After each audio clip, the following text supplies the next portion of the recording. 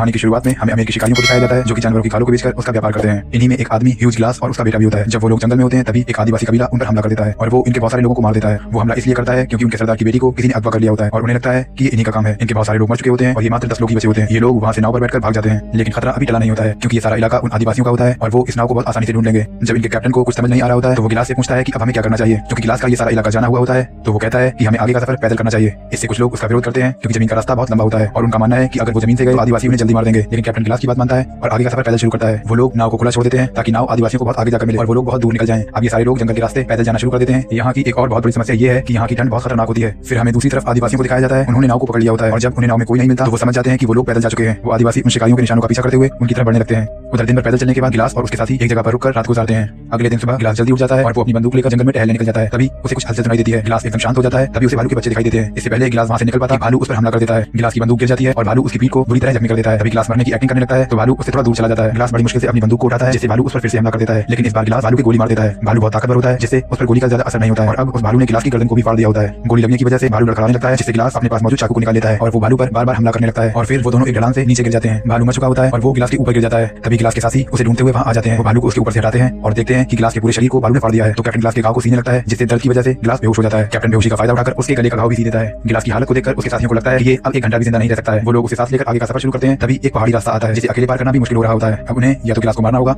या वहीं छोड़कर जाना होगा। तो कैप्टन गिलास की गोली मारने वाला होता है और उसके हाथ से गोली नहीं चलती है क्योंकि गिलास की वजह से वो सब जिंदा होते हैं। तो कैप्टन अपने आदमियों से कहता है कि जो भी गिलास के साथ रुकेगा उसे कंपनी की तरफ से $70 दिए जाएंगे। गिलास ने इन सबकी मदद की होती है। कैप्टन चाहता है उसे नेचुरल डेथ मिले और जब वो मर जाए तो वो लोग उसका अंतिम संस्कार करके वहाँ से आए। इस पर गिलास का बेटा हॉक और एक शिकारी ब्रेजर कहते हैं कि पैसे मिले या ना मिले पर मैं रुकूंगा। वहाँ एक और शिकारी फिट्स होता है, वो $70 की जगह $100 की शर्त पर वहाँ रुकता है। अब ये तीनों और गिलास रुक जाते हैं और बाकी के सारे शिकारी आगे चले जाते हैं। गिलास की हालत बहुत खराब होती है जिससे फिट्स को लगता है कि ये 1-2 दिन में मर जाएगा, लेकिन गिलास जिंदा रहता है। एक शाम को जब गिलास अकेला होता है तो फिट्स उसे कहता है कि तुम मर क्यों नहीं गए हो, हमारी वजह से हम सबकी जान खतरे में है। ये कहकर वो उसकी नाक और मुंह बंद करने लगता है। ये देखकर गिलास का बेटा पीछे से आकर बंदूक से फिट्स को बहुत जोर से मारता है जिससे फिट्स दूर जाकर गिरता है। वो उसे समझाने की कोशिश करता है कि वो ऐसा क्यों कर रहा था, लेकिन उसका बेटा उसकी तरफ बंदूक तान देता है, लेकिन फिट्स उसे बंदूक छीन लेता है और एक चाकू से उसे मार देता है। गिलास का गला पूरी तरह से कटा होता है इसलिए वो चिल्ला भी नहीं पाता। वो काफी जख्मी होता है जिससे वो सिर्फ अपने बेटे को मरता हुआ देख रहा होता है। फिर फिट्स हॉक की बॉडी को एक पत्थर के पीछे छिपा देता है ताकि जब वो तीसरा लड़का ब्रेजर वहाँ आए तो उसे कुछ पता न चले। फिर ब्रेजर वहाँ आता है और वो फिर से पूछता है कि हॉक कहाँ है। तो वो कहता है पता नहीं, वो कहीं चला गया होगा। अगली सुबह फिट्स ब्रेजर के कान में कहता है कि यहाँ से थोड़ी दूर पर 20 आदिवासी हैं और वो इसी तरफ आ रहे हैं। इस बात से ब्रेजर डर जाता है तो वो उससे पूछता है कि हॉक कहाँ है। तो जवाब देता है अगर वो जिंदा हुआ तो वो हमें ढूंढ लेगा। तो ब्रेजर कहता है कि गिलास जिंदा है और हमने कैप्टन को वादा किया था कि गिलास के मरने के बाद हम उसका अंतिम संस्कार करके ही यहाँ से निकलेंगे। ये सुनकर फिट्स गिलास को बुरी तरह से खींचता है और उसे जिंदा मिट्टी में दबाने लगता है और कहता है आज नहीं तो कल ये मर ही जाएगा। और जैसा कि हमने वादा किया था तो हमने मिट्टी डालकर इसका अंतिम संस्कार कर दिया है। इसके बाद वो वहाँ से जाने लगता है और ब्रेजर से भी साथ चलने को कहता है। ब्रेजर वहाँ से जाना तो नहीं चाहता पर उसकी जान को खतरा होता है इसलिए वो गिलास के ऊपर बोतल रखकर उसके साथ चला जाता है। गिलास काफी देर तक उसी जगह पर पड़ा रहता है। फिर जब उसकी हालत थोड़ी ठीक होती है तो वो अपनी पूरी ताकत से घिसटता हुआ अपने बेटे की बॉडी के पास जाता है। यहाँ आकर वो बहुत रोता है क्योंकि उसे इस बात का पछतावा होता है कि वो अपने बेटे को बचा नहीं सका। फिर काफी देर वहाँ रुकने के बाद गिलास डिसाइड करता है कि वो इसी हालत में अपने सफर को शुरू करेगा और अपने बेटे की मौत का बदला लेगा।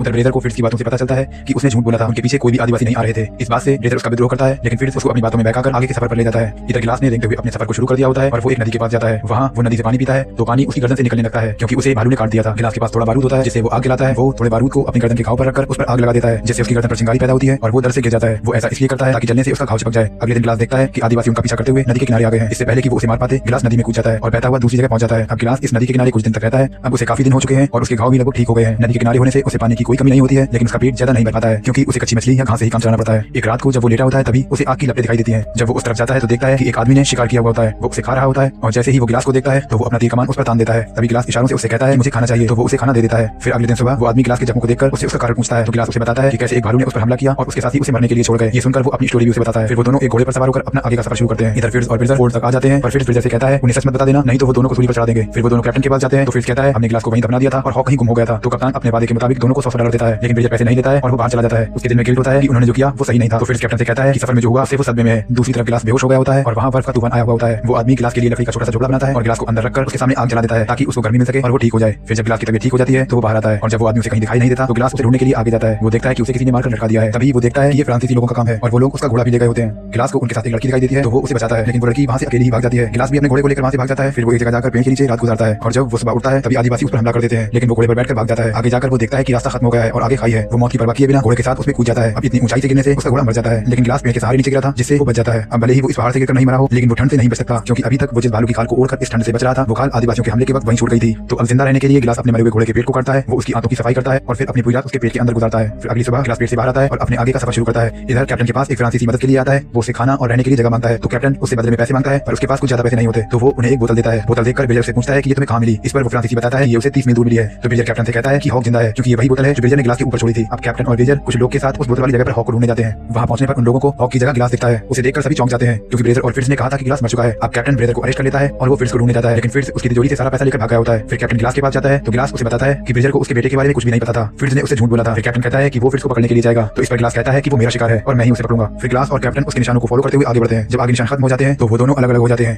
कैप्टन उसे ढूंढ रहा होता है, तभी फिट्ज एक पत्थर के पीछे से निकलता है और वो कैप्टन की गोली मार देता है। गोली की आवाज सुनकर गिलास भी वहां पहुंच जाता है। वहां कैप्टन मर चुका होता है, तो गिलास उसकी बॉडी को घोड़े पर डालकर फिट्ज को ढूंढने आगे बढ़ता है। फिर हमें फिट्ज को दिखाया जाता है जो एक जगह पर छुपा हुआ होता है और वो घोड़े पर बैठे गिलास की गोली मार देता है, जिससे वो घोड़े से नीचे गिर जाता है। तो फिट्ज बाहर निकलकर उसे देखने जाता है, लेकिन वहां जाकर उसे पता चलता है कि उसने जिसे गोली मारी थी वो कैप्टन है। दरअसल गिलास ने एक जाल बिछाया था, उसने लकड़ी के सारे कैप्टन की बॉडी को अगले घोड़े पर बैठा दिया था और खुद पीछे घोड़े पर लेट गया था। वो फिट्ज की गोली मार देता है, पर वो वहां से भागने में कामयाब होता है। गिलास उसका पीछा करता है और वो दोनों एक नदी के किनारे पहुंच जाते हैं। वहां उनकी भयानक लड़ाई होती है, जिससे दोनों ही बहुत जख्मी हो जाते हैं। तभी गिलास उसके पेट में चाकू मारकर उसे कहता है कि बदला लेना हमारे हाथ में नहीं, ईश्वर के हाथ में है, और वो उसे नदी में धक्का दे देता है। वो बहकर नदी की दूसरी तरफ चला जाता है। वहां उसे आदिवासी पकड़कर मार देते हैं और उसके बाद वो गिलास की तरफ आते हैं, पर वो गिलास को नहीं मारते हैं, क्योंकि उन्हें उनकी बेटी मिल गई होती है और ये वही लड़की होती है जिसे गिलास ने फ्रांसीसी लोगों से बचाया था। और वो गिलास को छोड़कर वहां से आगे चले जाते हैं और इसी के साथ इस कहानी का अंत होता है। ऐसी और वीडियोस के लिए चैनल को सब्सक्राइब करना ना भूलें, वीडियो को लाइक करें, शेयर करें और वीडियो कैसी लगी कमेंट सेक्शन में जरूर बताएं।